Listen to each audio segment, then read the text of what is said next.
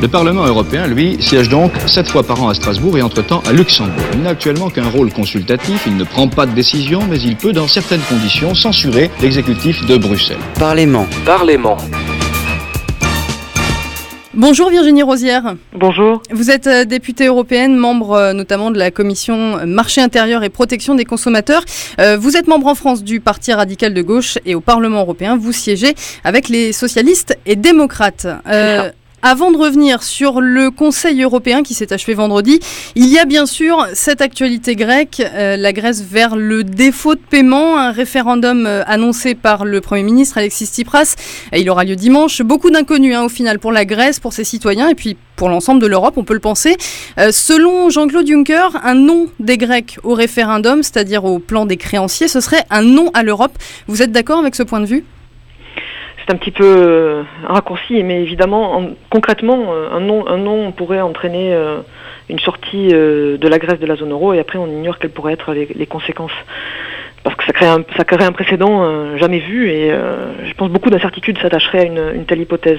Maintenant, moi ce que je regrette, c'est que les négociations n'aient pas permis de créer les conditions d'un accord auparavant. Parce que maintenant, je pense que si Alexis Tsipras s'est résolu à avoir recours à un référendum, c'est bien que les négociations étaient dans l'impasse, et je pense que c'est une responsabilité partagée. Elles ne peuvent pas du tout reprendre ces négociations. Il y a des appels du pied, on le sent bien, côté français notamment.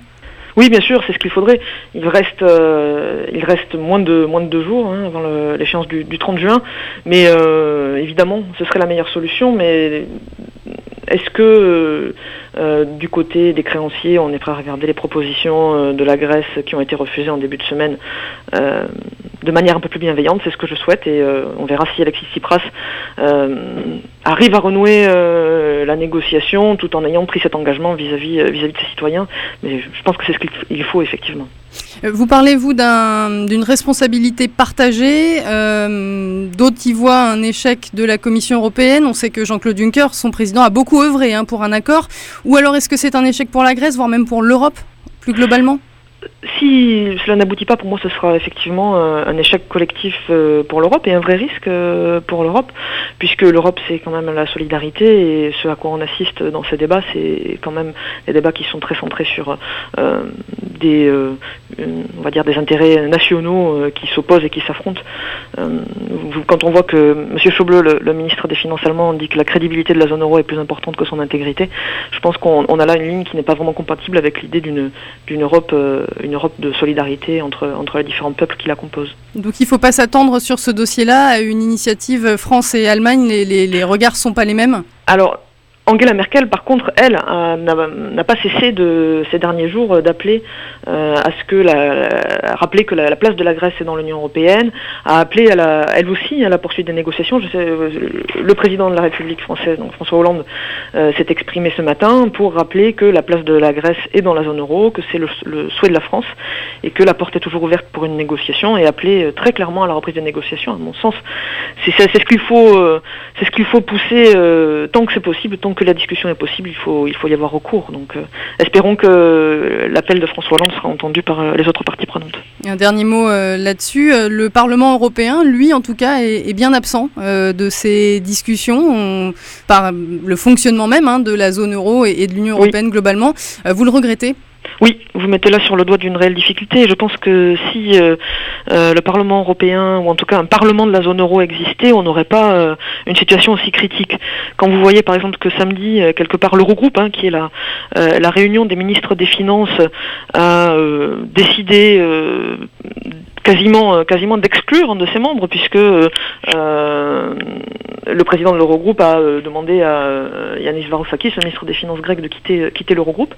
Ça pose quand même une vraie question de démocratie et de gestion de l'euro dans le sens de l'intérêt général européen, et pas seulement dans la compétition des intérêts nationaux. Et donc je pense que il y a un réel déficit de démocratie dans la gestion de la zone euro, et ce renforcement de la démocratie passerait en premier lieu par un contrôle parlementaire des décisions qui sont prises. La compétition des intérêts nationaux, c'est ce que vous dites. On va continuer à en parler, Virginie Rosière, puisqu'on va évoquer maintenant le Conseil européen, le sommet des chefs d'État et de gouvernement qui s'est tenu fin de semaine dernière, jeudi et vendredi. Donc la Grèce, évidemment, faisait partie des discussions, bien sûr, mais l'autre gros dossier, c'était la question des migrants, la réponse européenne aux dizaines de milliers de personnes qui ont traversé et qui traversent encore la Méditerranée. On a assisté à des échanges houleux entre les différents pays européens, mais là encore, il n'y a rien de concret, vraiment, après des heures de discussion. C'est un Conseil européen pour rien ? Effectivement, c'est ce qu'il ressort de ce Conseil est décevant, où comme vous le dites, des discussions houleuses ont finalement conduit à quasiment très peu de décisions, et surtout fait le constat des difficultés. C'est bien dommage parce que sur ce sujet-là, je dois dire que les propositions de la Commission européenne étaient extrêmement courageuses et permettaient d'avancer pour prendre la mesure d'une situation qui est dramatique aujourd'hui en Méditerranée. Je le redis, le texte de la Commission était un bon texte qui combinait à la fois solidarité et responsabilité et permettait de coordonner les actions des différents États membres. Malheureusement, on voit que sur la question de la répartition des demandeurs d'asile, et que ce soit au moment de leur arrivée ou des demandeurs d'asile en attente de décision, on voit émerger les égoïsmes nationaux et les propositions de la Commission, malheureusement, n'ont pas été retenues par le Conseil. Bon, il doit y avoir des précisions qui doivent être apportées courant juillet, c'est en tout cas ce qui est prévu justement sur cette répartition.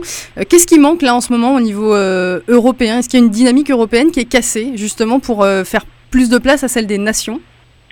Je trouve qu'on a un recul de l'esprit de solidarité dans l'Union européenne, de manière générale, qu'il s'agisse de la question des migrations, mais aussi celle qui se pose autour de la Grèce et de la zone euro. Et là, la Grèce est doublement concernée, parce que c'est une des deux portes d'entrée principale justement des migrants en Europe. Ils ont en plus donc cette question de l'euro à gérer, de leur compte à gérer. Oui, puisque la Grèce est en première ligne.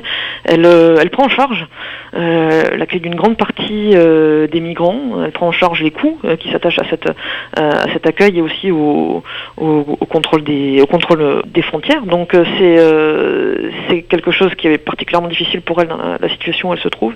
Et là aussi, elle se trouve confrontée à l'égoïsme de certains États membres qui par ailleurs sont d'une intransigeance totale quand il s'agit de considérer la question de la dette grecque. On sait que le gouffre, entre guillemets, se fait entre plutôt l'Europe de l'Ouest et du Sud et l'Europe du Nord et de l'Est, pas concernée de la même façon, on l'a bien compris par l'arrivée des migrants, en l'occurrence de Méditerranée. Est-ce que tout ça, ça peut avoir des conséquences sur le futur européen ? Ces dossiers où il y a des clivages assez nets ? Et je pense qu'on se trouve effectivement à un moment où il serait nécessaire de rappeler l'esprit de solidarité européen qui est, à mon sens, le véritable objectif de la construction européenne. Et on voit qu'on a des États membres qui se contentent de considérer l'Union européenne comme un guichet dans lequel ils trouvent un certain nombre de bénéfices, d'avantages, mais quand il s'agit d'avancer dans le sens d'une intégration politique, justement, pour mener des politiques communes, pour partager ensemble le poids de certaines décisions, de certaines actions. Là, on n'a pas vraiment cette conscience ou cette volonté qui s'exprime. Et je pense que on devrait avancer dans un renforcement encore des pouvoirs du Parlement européen, parce que pour moi, c'est vraiment le Parlement européen qui est en mesure d'incarner un intérêt général européen, puisque nous y siégeons tous ensemble, quelle que soit nos nationalités, nos groupes politiques ne dépendent pas des nationalités. Et c'est tout le sens d'avoir une représentation parlementaire commune à l'ensemble de l'Union européenne, c'est bien de prendre en compte un intérêt européen et pas simplement la juxtaposition des intérêts nationaux. L'intérêt européen, la question elle est posée également du côté du Royaume-Uni, parce que ça aussi ça faisait partie des dossiers du Conseil européen. David Cameron donc a évoqué justement ce que lui voyait au niveau européen pour conserver son pays au sein de l'Union. Quel regard vous portez là-dessus, vous, au niveau justement de la question du Royaume-Uni et de l'UE ? Au Conseil, visiblement, le sujet a été abordé de manière très rapide, étant donné l'ordre du jour particulièrement chargé. C'est un symptôme de la même, je pense, des mêmes difficultés auxquelles est confrontée l'Union européenne, avec le positionnement particulier de la Grande-Bretagne. La Grande-Bretagne a toujours hésité entre faire partie de l'Union européenne ou se situer, on va dire, à ses marges ou à sa périphérie. Là, la question est clairement posée, et quelque part, ce sera l'occasion de lever une ambiguïté du côté des Britanniques, mais là aussi c'est très dangereux. Les conséquences seront moindres, je pense, sur le plan concret. Si la Grande-Bretagne devait sortir de l'Union européenne, elle en subirait, je pense, principalement les conséquences, parce que quelque part elle est déjà à la périphérie de l'Union européenne. Elle participe à très peu de politiques européennes qui ont poussé la solidarité et l'intégration plus loin. Mais politiquement, ce serait, je pense, regrettable de voir sortir la Grande-Bretagne de l'Union européenne, parce que c'est quand même un partenaire important, et ce serait, je pense, le signe d'un scepticisme, mais scepticisme que l'on voit croître un peu partout vis-à-vis de l'Union européenne. Donc, je pense que l'Union européenne doit aussi, quand même, à un moment donné, rappeler les règles du jeu. Elle le fait en matière financière, alors qu'on est dans une situation économique critique qui nécessiterait un peu plus de souplesse. Mais sur le plan institutionnel, je pense qu'il serait bon aussi qu'elle rappelle à un moment donné les règles du jeu, pour dire que l'Union européenne, ce n'est pas un marché où chacun choisit à la carte ce qu'il prend et ce qu'il laisse, mais un projet commun dans lequel l'ensemble des peuples et des pays européens doivent s'inscrire. C'est un changement de philosophie. Je regrette aujourd'hui qu'il y ait relativement peu de voix en Europe qui s'élèvent pour dire que le projet européen, c'est avant tout un projet de solidarité. Dernière question, Virginie Rosière. On va revenir rapidement au travail parlementaire, avec notamment un vote qui est intervenu en commission des affaires juridiques, dans laquelle vous siégez en tant que suppléante. La commission qui a adopté sa position sur le rapport Reda, du nom de son auteur, Julia Reda, qui est eurodéputée allemande du Parti Pirate. Elle siège avec les Verts au Parlement européen. Un rapport qui concerne les droits d'auteur, qui avait suscité pas mal de craintes en France. Vous avez publié, en tout cas, vous vous êtes exprimé à travers un communiqué suite à ce vote en commission, estimant que la position de la commission était plutôt rassurante. Ça allait dans quelque chose de plus équilibré, en tout cas, par rapport à ce qui était proposé à la base. Vous pouvez expliquer un peu ? Oui, bien sûr. Julia Reda est donc une députée du Parti Pirate qui a été rapporteure pour proposer une révision du droit d'auteur au niveau européen, et évidemment son projet de rapport reflète les propositions et, on va dire, l'idéologie du Parti Pirate, à savoir un affaiblissement et une diminution de la protection des œuvres par le droit d'auteur. Et on met l'usager un petit peu plus au centre. C'était un petit peu ça l'idée aussi. L'usager ou les géants d'Internet. Ça dépend des points de vue. C'est ça, exactement. Parce que je veux bien c'est tout à fait louable. Vous savez, je suis en commission du marché intérieur et de la protection des consommateurs. Donc la protection des consommateurs est quelque chose qui me tient à cœur. Mais évidemment, la culture est quelque chose d'essentiel, et faciliter l'accès à la culture est un objectif que nous poursuivons tous. Mais je ne comprends pas bien pourquoi l'accès à la culture devrait être gratuit, alors que d'autres besoins de première nécessité, à savoir se loger, se nourrir, boire, se chauffer, ne sont pas pour autant gratuits. Et le travail qui conduit à la création culturelle doit pouvoir être rémunéré, et les artistes doivent pouvoir vivre de leur art. C'est là la finalité première du droit d'auteur. Donc il y a un équilibre à trouver pour justement faciliter la circulation des œuvres dans le monde numérique. C'est vrai que c'est un bouleversement de la manière dont nous accédons à la culture, qui est à l'œuvre depuis 15 ans maintenant.